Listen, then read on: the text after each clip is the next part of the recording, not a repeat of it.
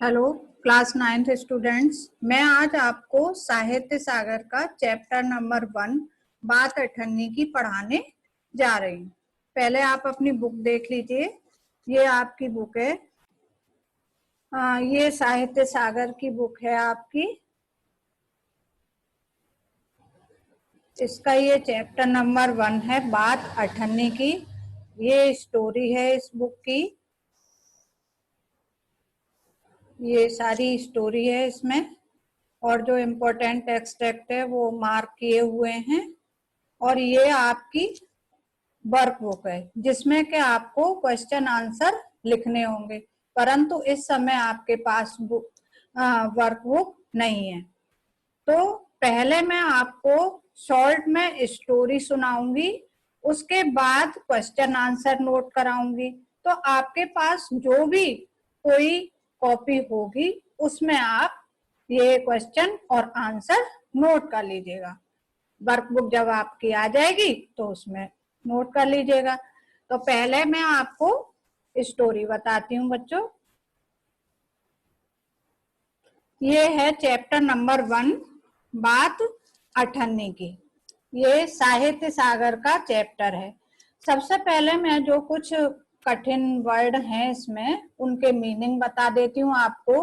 गुजारा कहते हैं गुजर करना, तनख्वाह कहते हैं वेतन को, सैलरी को, संदेह कहते हैं शक, पेशगी कहते हैं पहले दिया जाने वाला धन, यानी कि एडवांस जो सैलरी ली जाती है उसको हम कहते हैं पेशगी।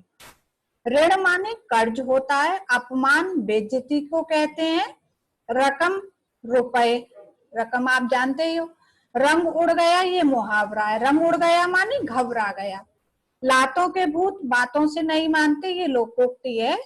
इसका अर्थ है दुष्ट व्यक्ति पर समझाने का प्रभाव नहीं पड़ता। आंखों में खून उतर आना, ये भी एक मुहावरा है जो कि इस चैप्टर में ये मुहावरे प्रयोग हुए हैं। इसका अर्थ है बहुत क्रोध आना। धन बटोरना माने धन इकट्ठा करना, इंसाफ माने न्याय। अब आप देखिए इसका सारांश। ये शॉर्ट में मैंने सारांश लिखा हुआ है, ये आप देख लीजिए। तो सबसे पहला, रसीला इंजीनियर बाबू जगत सिंह के यहाँ नौकर था। 10 रुपए उसका वेतन था। गांव में उसके बूढ़े पिता, पत्नी, एक लड़की और 2 लड़के थे। मतलब उसका परिवार गांव में रहता था। उसकी सारी तनख्वाह से भी उसका गुजारा न चल पाता था। तनख्वाह बढ़ाने की वह बात अपने मालिक से जब करता था तो इंजीनियर बाबू, क्योंकि वो इंजीनियर बाबू जगत सिंह के यहाँ पे नौकरी करता था, उसको मना कर देते थे। वह भी कहीं और नहीं जाना चाहता था, मतलब वो परंतु नौकरी भी नहीं छोड़ना चाहता था और जगत सिंह उसकी तनख्वाह नहीं बढ़ाना चाहते थे। जिला मजिस्ट्रेट शेख सलीमुद्दीन इंजीनियर बाबू के पड़ोस में रहते थे, उनके पड़ोसी थे। उनके यहाँ चौकीदार रमजान रहता था। रमजान और रसीला में दोनों में अच्छी दोस्ती थी। एक जो है वो इंजीनियर बाबू का नौकर था जिसका नाम था रसीला, और रमजान शेख सलीमुद्दीन का नौकर चौकीदार था। तो उनमें दोनों में दोस्ती हो गई थी। दोनों घंटों साथ बैठते। रमजान रसीला को फल देता और रसीला उसको मिठाई देता, क्योंकि दोनों के मालिक, एक के मालिक जो है फलों के शौकीन थे और एक के मिठाई के शौकीन थे। तो वो जब लेकर के आया करता था तो उसमें से उसको एक उसको फल दे देता था और एक मिठाई दे देता था। एक दिन रसीला को उदास देखकर रमजान ने कारण पूछा। उसने देखा कि ये बहुत उदास है तो उसने पूछा क्या बात है, क्यों उदास हो। उसने बताया कि घर से खत आया है, खत कहते हैं पत्र को, बच्चे बीमार हैं, पैसा है नहीं। रसीला को इंजीनियर पेशगी भी नहीं देते थे। मैंने अभी आपको पेशगी का अर्थ बताया था कि एडवांस, जब उसने एडवांस अपनी सैलरी मांगी तो उसको नहीं थी। रमजान अपनी कोठरी में गया और कुछ रुपए लाकर रसीला को दे दिए। रसीला सोचने लगा कि मैंने साहब की कितनी सेवा की, लेकिन उन्होंने मेरी मदद नहीं की और रमजान ने गरीब होते हुए भी उसकी सहायता की। उसने सोचा कि मतलब वो इतने बड़े आदमी है, फिर भी उन्होंने, जबकि मैं उनके यहाँ नौकरी करता हूँ, फिर भी पैसे नहीं दिए, और ये जो है केवल दोस्ती के नाते इसने मेरी सहायता कर दी, जबकि ये स्वयं भी बहुत ज्यादा गरीब आदमी है। रसीला के बच्चे स्वस्थ हो गए।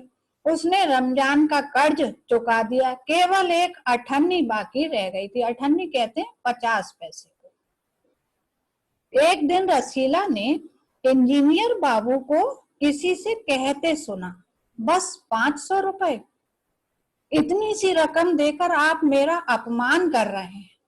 रसीला समझ गया कि साहब रिश्वत ले रहे हैं। उसने ये बात रमजान को बताई, क्योंकि जगत सिंह जो थे वो बहुत बड़े रिश्वतखोर व्यक्ति थे। तो उसने ये बात बाहर से सुन ली।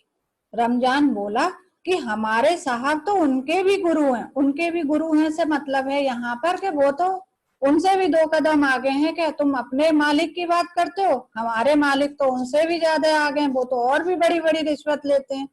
आज भी एक शिकार फंसा है। शिकार फंसा है मतलब कि कोई व्यक्ति आज काम कराने के लिए आया है जो 1000 से कम में तय ना होगा।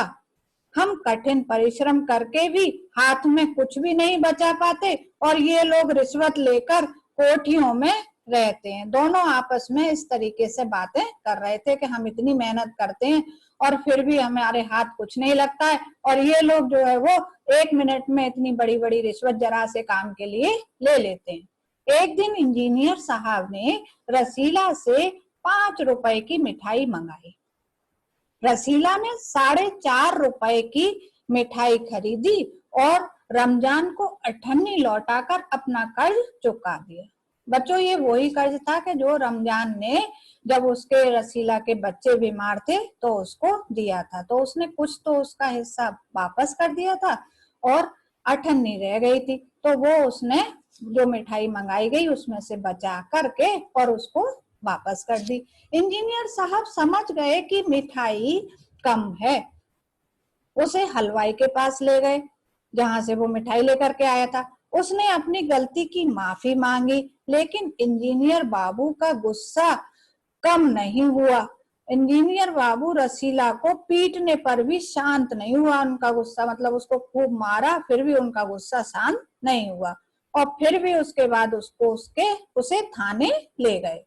दूसरे दिन मुकदमा कचहरी में पेश हुआ। कचहरी कहते हैं कोर्ट को। कचहरी में पेश हुआ। रसीला ने अपना अपराध स्वीकार कर लिया कि हाँ वाकई मैंने जो है वो अठन्नी बचा करके और रमजान को दे दिए।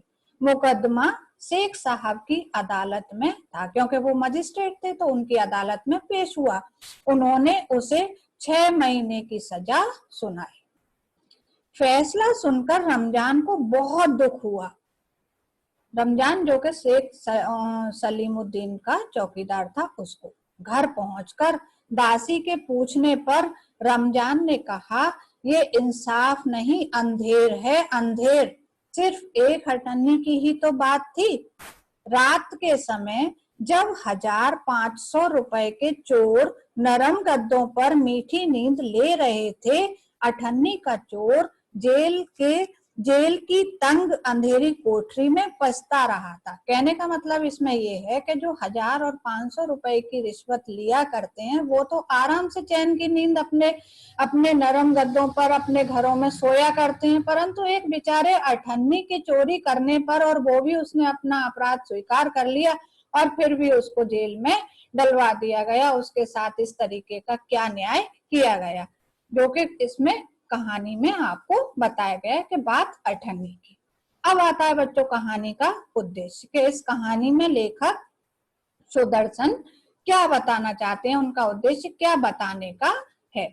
तो इस कहानी में लेखक सुदर्शन ने गरीब लोगों में सहृदयता, सहयोग की भावना, सहृदयता कहते हैं कि जो कि रमजान में रसीला के प्रति जो सहृदयता थी कि उसमें जो है वो उसने उसकी विपत्ति में सहायता की। सहयोग की भावना के सहयोग किया उसका पैसे दे करके।